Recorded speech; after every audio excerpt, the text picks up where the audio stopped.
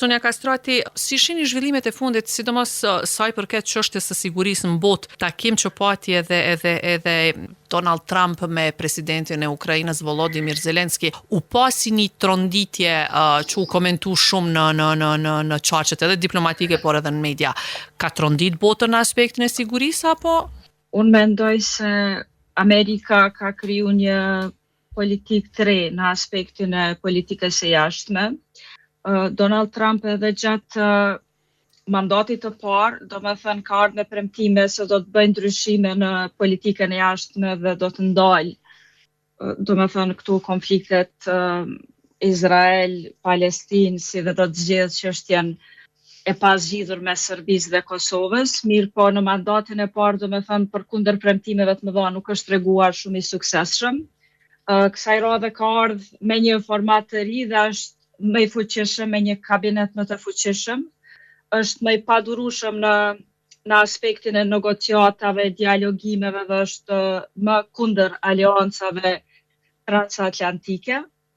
Në bazë të atij takimi pam që përveç raporteve që do ndryshojnë ndaj Ukrainës, do ndryshojnë edhe raportet Amerikë dhe Bashkim Evropian.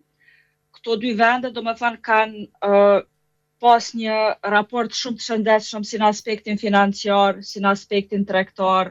Do me thënë, shumica e eksporteve të Bashkimit Evropian shkojnë në Amerikë. Amerika është destinacioni më i madh i investimeve në Evropë. Mirë po, pas atij takimi dhe pas lajmeve për tarifa, do me thënë, vrihet që, do me thënë, Evropa nuk ndihet më e njëjtë. Ky raport, do me thënë, nuk do të vazhdojë të jetë shumë miqësor, edhe nuk do të jetë i orientuar drejt vlerave të përbashkëta, siç është demokracia, liria, principet e hartës së Kombeve të Bashkuara, mirë po do të jetë, domethënë një raport transaksional, domethënë drejt interesave më shumë ekonomike, politike, diplomatike.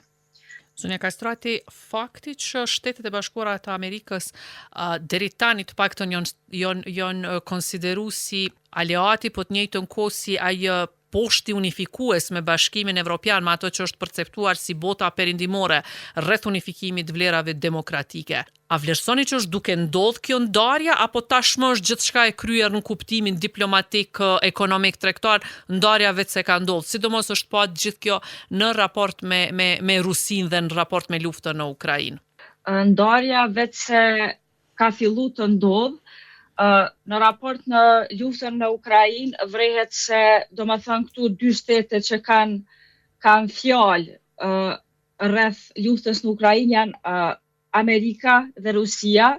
Bashkimi Evropian duket se është totalisht i përjashtuar nga këto negociata.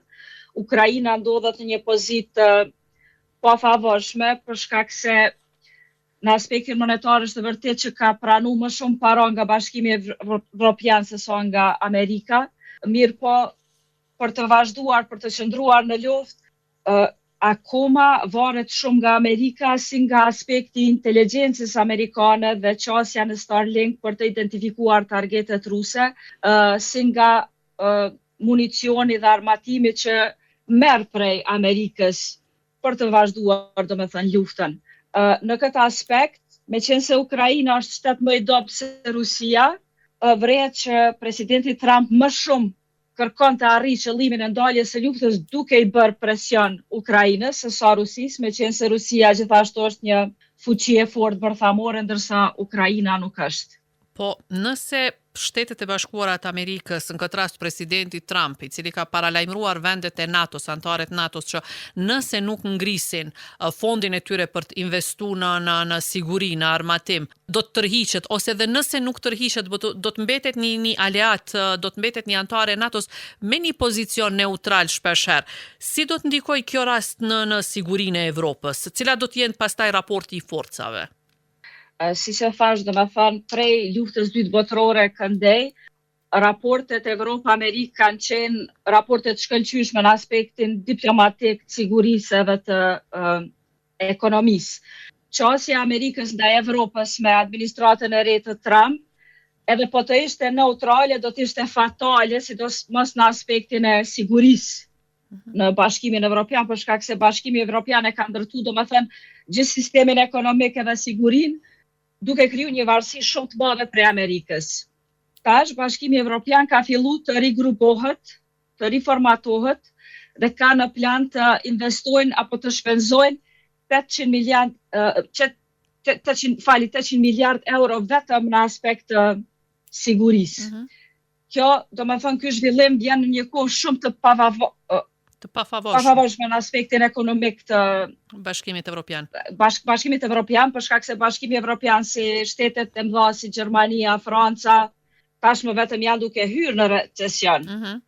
E do me thënë, tash këto shtete duhet me këshyr me gjetë se cilin euro ku mundën me gjetë, me ndo ato fonde për siguri, për armatim, për minucion, që do të thotë se shumë shpenzime që shkojnë në skema sociale, në arsimim, pa para, në shëndetësi, do të reduktohen në pensione për të vjetë, do të reduktohet, ose ndoshta edhe do të eliminohen komplet, dhe një farë mënyrë dhe Bashkimi Evropian do të bëhet një lloj sistemi sikurse Amerika. Do me thënë, dhe kjo nuk është mirë për Evropën. Por në anën tjetër është një summit I liderëve të BE-s ku thuhet që kanë vendosur për një plan për riarmatim, atë që e përmendët edhe ju çështja e investimeve deri në 800 miliard euro. A do ta vendosë Evropën kjo pastaj, por ndoshta edhe në një pozicion në aspektin ekonomik mund të ketë ndikim në këtë fazë.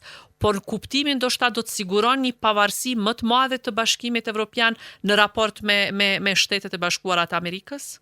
Natyrisht, do me thënë, këto zhvillimet e fundit I japin pavarësi edhe politike dhe sigurie Evropës nëse arrin të realizojnë planet për rritjen e municionit, për përmirësimin e industrisë së armatimit, për shkak se Evropa megjithatë në krahasim me Amerikën nuk është një fuqi industriale ushtarake. Megjithëse në aspektin ekonomik, Bashkimi Evropian vetë se ka fillu me strategji të reja, me ndërtu, do me thëmë, partneritete të reja, për shembull, tash ka nënshkru marrëveshje të reja tregti, për shembull me Argentinën, Brazilin dhe Paraguayin, apo marrëveshja tregtare që quhet Mercosur, edhe kjo ja krijon mundësi Bashkimit Evropian për një tregtëri me 800 milion qytetar, ka kriju, do me thënë, ka hyrë negociata për marrëveshje tregtare me Zvicrën, Meksikën edhe Malajzin.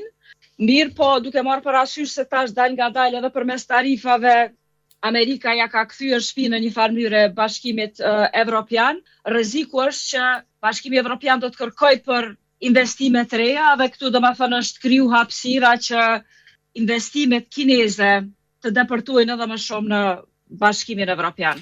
Zonja Kastrati, kur jemi te çështja e Kinës, nëse shohim pozicionin e Shteteve të Bashkuara të Amerikës karshi Rusisë, që duket që është të paktën nëse jo diplomatik në kuptimin politik, duket që ka një afërsi, të paktën ndoshta mund të jetë edhe sa për sy e faqe. A besoni që kjo afërsi, kushtimisht po e them, e Shteteve të Bashkuara të Amerikës me Rusinë, mund të jetë që kjo Rusia të ofrohet me Shtetet e Bashkuara të Amerikës, që pastaj të krijohet një farë aleance në raport me Kinën, ku besohet që Kina për disa vite do të jetë edhe superfuqi ekonomike? Kina vetë është një superfuqi ekonomike. Nëse marrim gjithë ekonominë e Amerikës dhe ekonominë e Bashkimit Evropian, këto përbëjnë vetëm 28% tashmë të gjithë ekonomisë botërore, ndërsa Kina bashkë me shtetet e BRICS, që është Brazili, India, e këto, do me thënë, këto përbëjnë 38% të gjithë ekonomisë botërore. So do me thënë tashmë ekonomia edhe amerikane pritet të jetë në rënje dhe nuk është më, do me thënë, superfuqia ekonomike në botë, siç ka qenë prej luftës së dytë botërore e së këndemi. Nëse bazohemi në fjalimin e sekretarit të Shtetit të Amerikës, Rubio, do me thënë, sipas tij, fillimisht Amerika ka përkrah Kinën dhe zhvillimin ekonomik të Kinës për të amortizuar dhe zvogluar rritjen e Rusisë. Mirë po tash Kina është rritur shumë, është bërë një shtet shumë I suksesshëm, I cili natyrisht deri sot nuk ka tregu që ka qasje ekspansioniste, përveç ndoshta me përjashtim Tajvanit. Mirë po në aspektin ekonomik është bërë, domethënë, një nga konkurrentët kryesor të ekonomisë amerikane, për shkak se në Kinë aty e ki zhvillimin kryesor të teknologjisë, të prodhimit, të mallrave. E tash do me thënë qëllimi i Amerikës si duket është me e amortizu ose zvogëlu fuqinë e Kinës duke e ngrit Rusin. Dhe natyrisht do me thënë afërsia e Amerikës me Rusin nuk është lajm i mirë as për Evropën e posaçërisht as për Bashkimin Evropian e Ballkanin Perëndimor e sidomos Kosovën. Po fakti që me 11 mars në Kosovë do të pritet, paktën është paralajmëruar që do të vjen për një vizitë sekretari NATO-s Mark Rutte, do të ketë një vizitë në Ballkan. Natyrisht Bosnia Hercegovina dhe Kosova janë pjesë e agjendës së tij. Si shihet ky fakt pikërisht kjo vizitë në këtë kohë kur bota ka një luftë të brendshme në kuptimin e aleancave, krijimin e aleancave për dominim të sferës politike, diplomatike, ekonomike për shekullin e ardhshëm? Atëherë duhet kemi parasysh se NATO ka prezencë të trupave në disa shtete të Ballkanit Perëndimor. Do me thënë e ke Maqedoninë, e ke Malin e Zi, edhe Shqipërinë, të cilat tashmë janë shtetet antare të NATO-s, ose shtete antare të NATO-s, dhe e ke do me thënë Kosovën, edhe Bosnjën që nuk janë shtete antare të Kosovës, po që të dyja kanë prezencë të trupave të NATO-s. E gjithashtu NATO e ka dhe një zyrë logjistike në Serbi. Këto prezenca, këto vizita, me thënë të drejtën duhet me qenë edhe më të shpeshta duke marrë parasysh potencialin për destabilitet në Ballkanin Perëndimor dhe duke marrë parasysh ndikimin rus në Ballkan përmes Serbisë, për shkak se prej se ka fillu lufta në Ukrainë, Ballkani Perëndimor konsiderohet si rajoni që më shumë të është ndiku nga kjo luftë, duke marrë parasysh lidhjet gjeografike, politike, kulturore në aspekt sigurisë të Serbisë me Rusinë. Sipas deklaratave të Mark Rutte, edhe sipas domethënë kuptimit të tij dhe raportet që ekzistojnë akoma NATO-Amerikë, ai pret që Amerika të jetë e përkushtuar ndaj NATO-s dhe gjitha domethënë premtimeve ose përkushtimeve paraprake që i ka pas.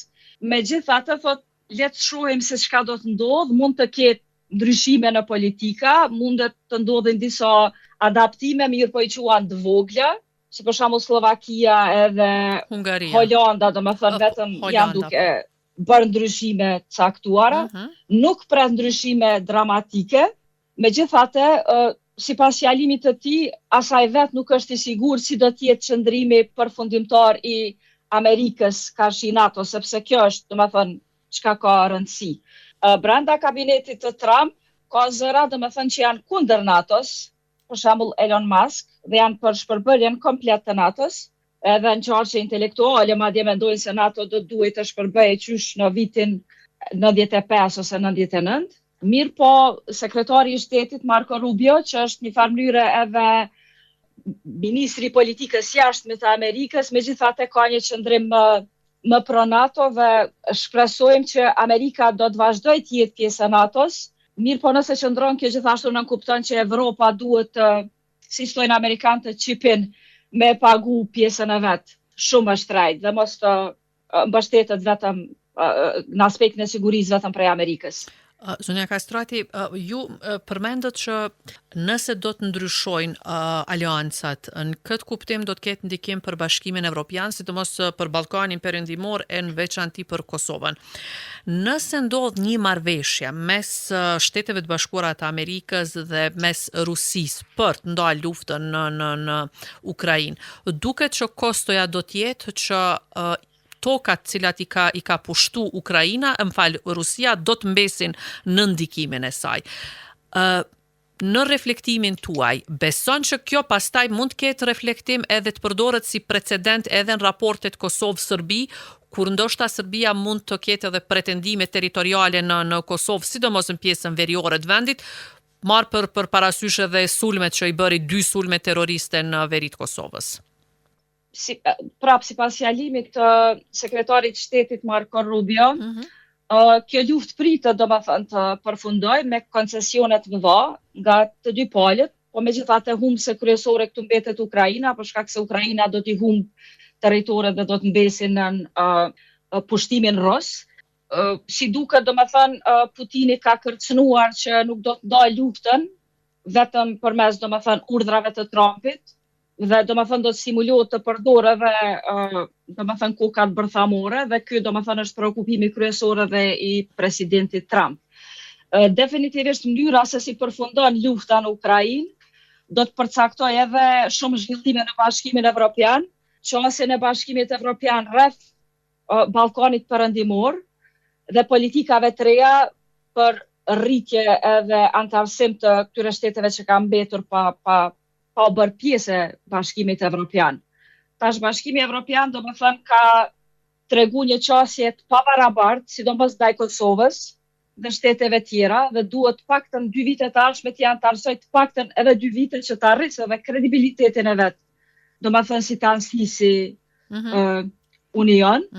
Mirë po, në kohën kur Bashkimi Evropian është duke u përballë me vështirësi ekonomike dhe duhet të riorientoj fondet ka siguria, momentalisht është syt janë ka Ukraina, edhe ka Moldova, edhe kam frikë se nesër janë do të harrohemi edhe më shumë, për shkak se sipas tyre nëse na marrin antarësi në Bashkimin Evropian, to shtete duhet të paguajnë për neve më shumë se sa që marrin për neve. Edhe aktualisht as situata politike, as diplomatike, as interesi nuk është asy të kthyer ka Bashkimi Evropian. Që do të thotë, ekziston rreziku që edhe vetë Kosova të mbetet në një projekt i papërfunduar edhe i Amerikës edhe i Bashkimit Evropian. Pra, ju nuk tingëlloni shumë optimiste që të paktën pas zgjedhjeve 10 që i patëm në Bashkimin Evropian me zgjedhjen e liderëve, krerëve të ri atje, nuk do të ketë ndonjë dinamizim ose një perspektivë të re për Kosovën? Të paktën një epilog në raport. Leadershipin në Bashkimin Evropian e ka marrë Polonia, edhe sipas presidentit të Polonisë, synimi kryesor ose çaku kryesor do të jetë siguria. Në aspektin e sigurisë, vetëm nëse ka ndonjë destabilizim përmes Rusisë në Bashkimin Evropian, aktualisht nuk kemi temë diskutimit. Zonja Kastrati, raportet me Shtetet e Bashkuara të Amerikës në raport me Evropën, cili është reflektimi i tyre në Kosovë? Raportet e Amerikës në raport me Evropës? Raportet me Evropën, ndikimi i tyre cili do të jetë në Kosovë. Do të ketë, do të preket Kosova nga këto raporte? Unë mendoj se edhe Kosova do të preket diku nga këto raporte, me qenë se tash nuk kemi as në fokusin e kësaj administrate, nuk kemi qenë fokusin as të administratës Biden apo të administratës Obama, por të paktën, deri para disa muajve e kemi ditë që kemi të paktën në mënyrë deklarative, për krahjen e SBA-ve dhe vazhdojmë ti kemi si aleat. Tash çështja është pak më paqartë, për shkak se edhe nëse nuk e kemi pas paraprakisht për krahjen e fortë Bashkimit Evropian edhe të sidomos administratës amerikane në 2 administratat e kaluara, të paktën fqinjon verior nuk e ka ditë që Amerika nuk është shumë për Kosovës, ose nuk është shumë involvuar në projekte në Kosovë, ndërsa tash qasja e re dhe parafrimi i SBA-s me Rusinë fatkeqësisht e trimëron edhe Serbinë në aspekt të Kosovës, në aspekt të ambicjeve të Serbisë si territoriale, si në aspekt të luftave tjera jo konvencionale përmes fake news, përmes cyber security, përmes propagandave të ndryshme. Zonja Kastrati, a pritni që do të ketë vazhdim dialogut Kosovë-Serbi, edhe pse në parim do duaj thënë që ndoshta ky dialog mes këtyre 2 vendeve, mes Kosovës edhe Serbisë tashmë ka marrë një formë krejt tjetër cilit nuk i dihet fundi. Po besoni që mund të ketë zhvillime të reja të paktën në dialogun Kosovë-Serbi, ndoshta jo një epilog, por një dinamizim? Mund të ketë një dinamizim vetëm nëse presidenti Trump i bën presion Bashkimit Evropian që të zgjidh çështjen e Ballkanit Perëndimor dhe raportet Kosovë-Serbi. Dhe nëse një gjë e tillë ndodh, duhet kemi parasysh që presidenti Trump nuk e ka durimin e Bashkimit Evropian dhe nuk e ka qasjen birokratike dhe të stërgjatur që e ka Bashkimi Evropian, kështu që ajo është orientuar ka zgjidhja, ka rezultati dhe mund të shtyjë, palët të arrijë një zgjedhje të shpejtë. zgjidhja ndoshta edhe mund të arrihet me presionin e SBA-s, po s'do të thotë që do të jetë një zgjidhje bazuar në principe dhe jo domosdoshmë zgjidhje që i konvenon Kosovës. Po, si shihni, si po reflektojnë raportet, sepse Kosova ka dalë nga këto zgjedhje dhe qeveria është me pritet të formohet të paktën në ditët ose në javët në vazhdim. Cilat do t'jem pikat ose do të themi pikat cilat duhet të përshpejtohen raportet e Kosovës, qeverisë së re të Kosovës në raport me Shtetet e Bashkuara të Amerikës. E kemi edhe ne luksin që shpesh herë domethënë të mbajmë pozicione, nuk do i quaja kundër amerikane, po do i quaja shpesh herë disa hezitime kur nuk kemi pas edhe koordinim me aleatët tonë, këtë rast me Shtetet e Bashkuara. Po tash sa i përket Bashkimit Evropian dhe dialogut, si Vučić, si kryeministri Kurti, domethënë kanë kuptuar që ne nuk jemi në agjendë dhe antarësimi këtyre dy shteteve në Bashkimin Evropian nuk është asku në horizont. Që të dy domethënë kanë përdorur atë politikën me i dhënë Bashkimit Evropian domethënë pak diçka nga dialogu, edhe më shumë me shfrytzu këtë dialog për me kriju një diskurs më të mirë ose të favorshëm për ta në vendet e tyre, respektivisht në Kosovë dhe në Serbi.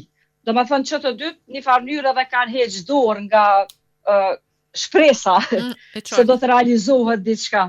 Tash me qeverinë e re në Kosovë që nuk do të adim si do të jetë formati, qoftë një qeveri e përkohshme, jo stabile.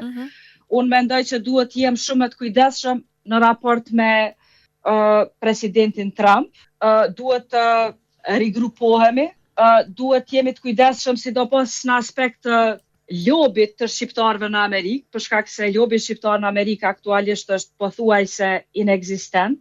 Këtu ekzistojnë ja dy shoqata të shqiptarëve që nuk janë shumë aktive në këtë aspekt, ndërsa ekzistojnë ja 100 organizata serbe në Amerikë që lobojnë në mënyrë aktive për çështjen serbe në Amerikë. Dhe si duket domethënë kanë përvetësu disa senator, disa kongresist, dhe si duket e kanë shtri ndikimin e tyre edhe deri te Melania Trump, që nuk është lajm i mirë për Kosovën. Domethënë lobi shqiptar në Amerikë është shumë i rëndësishëm për ta shtyr politikën amerikane dhe për ta bërë më pro-shqiptare në Ballkan. Po, a është kjo dhe çësia e mungesës së diplomacisë kosovare, konkretisht mungesë e lobimit nga ana e Ministrisë së Jashtme të Kosovës? Ministria e Jashtme të Kosovës duhet bëjë atë që thash unë, sidomos në aspekt me Amerikën, të lidhet me grupet e intelektualëve, të biznesmenëve, të filantropëve, në mënyrë që të ringjallet lobi shqiptar në Amerikë. Unë mendoj se kjo kishte qenë domethënë një nga strategjitë më të mira për të ndikuar te presidenti Trump për të krijuar një politikë më pro-shqiptare. Për shembull në vitet e 90-ta kur ka qenë administrata Clinton, ka qenë një grup i domethënë biznesmenëve, filantropëve si Jim Gjema për shembull, që kanë ngrit fonde të mëdha, edhe ja kanë prezantuar domethënë rastin e Kosovës presidentit Clinton, edhe kjo madje ka ndikuar në gjitha zhvillime tjera që kanë pasu, që kanë kulminuar edhe me bombardimin e NATO-s ndaj Serbisë. Në këtë rast, në atë kohë domethënë lobi serb ka qenë zero, mirë po ata kanë parë dhe kanë marrë mësim prej lobit shqiptar se si bëhet lobi në Amerikë, edhe domethënë tash janë reaktivizuar dhe lobojnë në mënyrë intensive dhe aktive. Ndërsa lobi shqiptar aktualisht domethënë është pothuajse inekzistent. Zonja Kastrati, edhe krejt për fund edhe një pyetje. Presidenti Trump në kuptimin politik e thatë edhe ju, nuk është si presidentët konvencional, edhe nuk ka durimin e gjatë për të arritur deri tek një rezultat. Shpeshherë din të jetë edhe i paparashikueshëm në vendimet e tij. Nëse tërheqja eventuale nga NATO-ja, a pritet ose jo, a mund të ndodhë që një ditë presidenti Trump të marrë vendim edhe të tërheqë trupat amerikane nga Kosova? Po tash vendimi për ndërhyrjet NATO-s dhe për sjelljen e trupave të NATO-s në Kosovë ka qenë vendim politik. Prandaj edhe me një vendim politik thjesht edhe trupat e NATO-s prej Kosovës gjithashtu mund të tërhiqen. Megjithatë dhe domethënë ekziston rreziku potencial, nuk është e pamundur. Megjithatë ne shpresojmë që Amerika megjithatë do të vazhdojë të ketë interesat geostrategjike, geoekonomike në Evropë dhe është në interesin e vetë Amerikës, domethënë të ketë prezencë të trupave amerikane në vendet e Bashkimit Evropian përfshi edhe Kosovën. përveç nëse ndryshon diçka në raportet Amerikë-Rusi dhe do me thënë Rusia ndoshta kushtëzon daljen e luftës në Ukrainë me tërheqjen e trupave prej Kosovës. E shihni si për rrezik potencial ose si kushtëzim potencial që mund vjen nga Rusia një gjë e tillë? Natyrisht rreziku ekziston për shkak se, si se thash, domethënë e kemi Serbinë këtu, e cila ka lidhje shumë të ngushta me Rusinë dhe e cila është shumë proruse dhe përfiton shumë nga Rusia në aspektin ekonomik, në aspektin e sigurisë, në aspektin politik dhe gjithë ata politikanë dhe lider që janë të instaluar në qeverinë serbe, ata më shumë janë të instaluar nga Putini se sa që vinë nga populli dhe prej popullit. Dhe se sa që janë për popullin faktikisht. E natyrisht që ata më shumë i përgjigjen Putinit se sa popullit të tyre.